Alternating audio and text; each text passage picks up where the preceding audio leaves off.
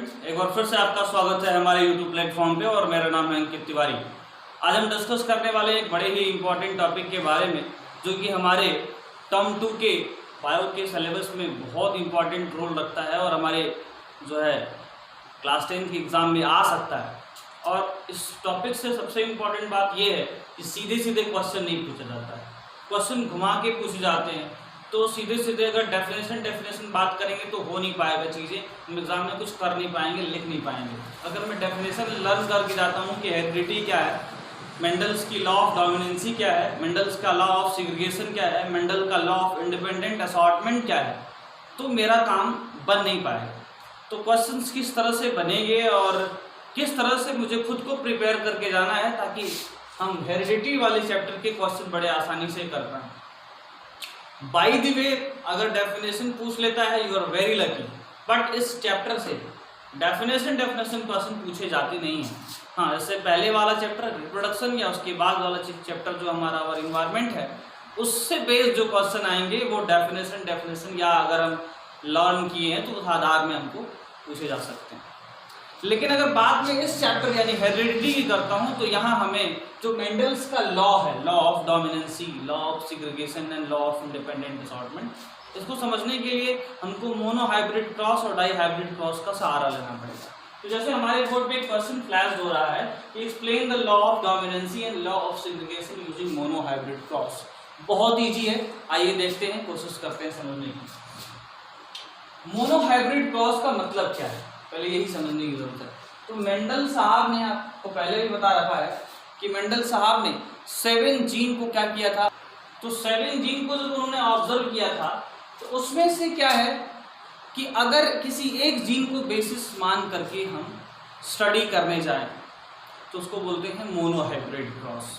यानी कि एक जीन को बेसिस मानता हूँ, वो जीन कुछ भी हो सकता है, वो टॉल और डॉर्फ हो सकता है, ये वायलेट और वाइट हो सकता है, वो एक्सियल टर्मिनल हो सकता है। अगर हम पॉड की बात करते हैं तो इन्फ्लेटेड कंस्ट्रक्टेड हो सकता है, या ग्रीन और जो है येलो हो सकता है। अगर सीड की बात करते हैं तो राउंड और रिंकल्ड हो सकता है। सीड की कलर की बात करते हैं तो येलो और ग्रीन हो सकता है। इनमें से किसी भी हम एक सीरीज को उठाएंगे, आपको बहुत कॉमन सा सीरीज क्लियर होता है कि आप टॉल एंड डॉर्फ लेंगे। आज मैं वो सीरीज नहीं लूँगा, मैं एक अलग सीरीज लेता हूँ फ्लावर को। एक फ्लावर एक्सियल जो कि डोमिनेंट होता है और टर्मिनल जो कि रिसेसिव। अब मैं एक्सियल को कैपिटल ए मानता हूँ और टर्मिनल को स्मॉल ए कंसीडर करते हैं, ठीक है। और अब इस पे हम मोनो हाइब्रिड क्रॉस को समझते हैं। तो भाई कैपिटल ए जीन हुआ किसका, एक्सियल का, और स्मॉल ए जीन हुआ टर्मिनल का। बेटा जीन क्या है, तो segment of DNA which synthesize specific type of protein in our body that express particular character, सभी जानते हैं। मसला ये है कि ठीक है मैंने जीन देख लिया, अब जीन के अंदर क्या होता है, मियोसिस होता है। मोनो हाइब्रिड क्रॉस को जब समझते हैं तो हम बताए हैं कि जीन के अंदर यानी कि बेसिकली क्या हो रहा है, इस चीज को समझिए। किसी भी पेड़ को अगर आप देखिएगा तो जो पेड़ है वो पहले मैच्योर होता है, मैच्योर होगा तो उसे फ्लावर आएगा तो गैमेट बनेगा। तो गैमेट बनाते समय एक घटना को अंजाम दिया जाता है जिसको कहते हैं मियोसिस। क्यों होता है, क्योंकि गैमेट के अंदर जो क्रोमोसोम है वो पेरेंटल क्रोमोसोम से आधा होना चाहिए। वजह, क्योंकि आधा क्रोमोसोम फादर से आएगा, आधा क्रोमोसोम मदर से आएगा, क्रॉस करके बेबी बनाएगा। इसीलिए जो गैमेट के अंदर जो क्रोमोसोम है वो पेरेंटल क्रोमोसोम से क्या होना चाहिए, आधा होना चाहिए। और आधा होने के लिए क्या करना पड़ेगा, मियोसिस करना पड़ेगा। तो यहाँ जो है मियोसिस की घटना को अंजाम दिया जाता है और ये कैपिटल ए आपको गैमेट मिल के तैयार हुआ यहाँ, और स्मॉल ए गैमेट यहाँ मिल के तैयार हुआ। यहीं से एक बात निकल के आती है कि लॉ ऑफ सेग्रीगेशन कैसे यहाँ से प्रूव हो गया। तो लॉ ऑफ सेग्रीगेशन कहता है कि character of organism are decided by internal factor. Mendel का जो लॉ है, पहला जो लॉ है लॉ ऑफ सेग्रीगेशन को कहते हैं कि ऑर्गेनिज्म का जो कैरेक्टर है उसके अंदर प्रेजेंट इंटरनल फैक्टर यानी कि जीन से डिसाइड होता है। मेंडल साहब ने जीन को फैक्टर कहा। So the character of organism are decided by internal factor which occurs in pair and into the pair only one are inherit into gamete. इस पेयर में से सिर्फ एक ही खाली गैमेट जा रहा है। Same thing happening here also, into the pair only one are inherit into gamete. This is law of segregation. अब इनका क्रॉस होगा, क्रॉस करने के लिए हम पीरियड स्क्वायर लेंगे। अगर पीरियड स्क्वायर लेते हैं तो क्रॉस कराएंगे, इधर हमारा कैपिटल ए हमारा स्मॉल ए, ठीक है। तो यहाँ क्या हो जाएगा, capital A small A, capital small A, capital A small A, capital small A. So in this case all gene are in, all offspring जो भी बने हैं उनके जीन क्या है, हेट्रोजाइगस कंडीशन,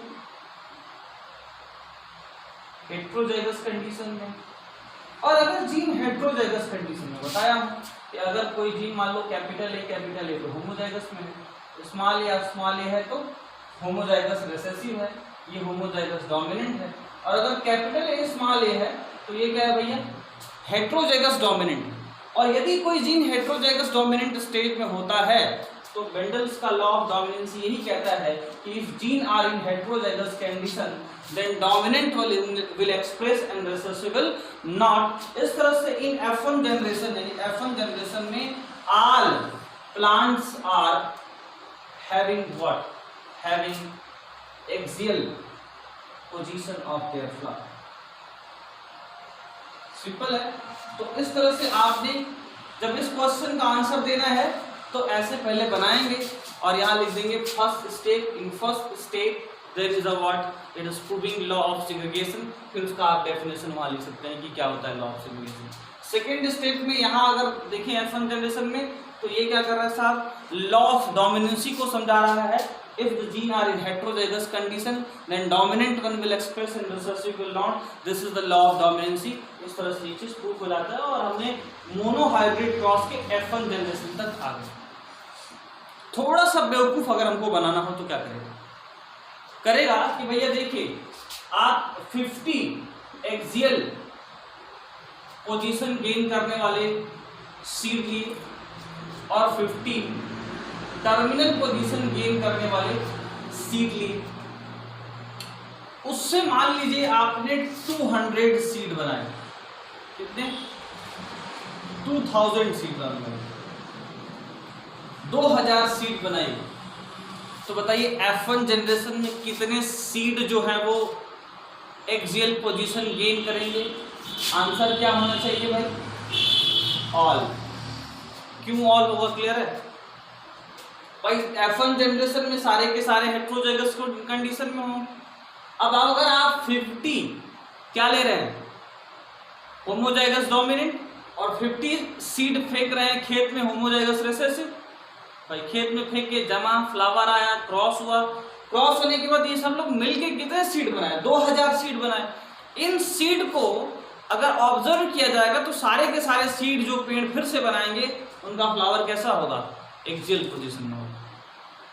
अब थोड़ा सा ट्विस्ट करते हैं, फिर हम इसी को एक स्टेप और आगे लेके जाते हैं। अगर एक स्टेप और आगे लेके जाएंगे तो क्या स्थिति बनेगी, देखिए F1 जनरेशन में जो मुझे सीड मिले 2000 सीड मिले, ठीक है। उन 2000 सीड में से मैं फिर एक कैपिटल ए और स्मॉल ए का मान लीजिए 10 सीड इसका ले लिया और 10 सीड इसका लेकर के हमने खेत में फेंका,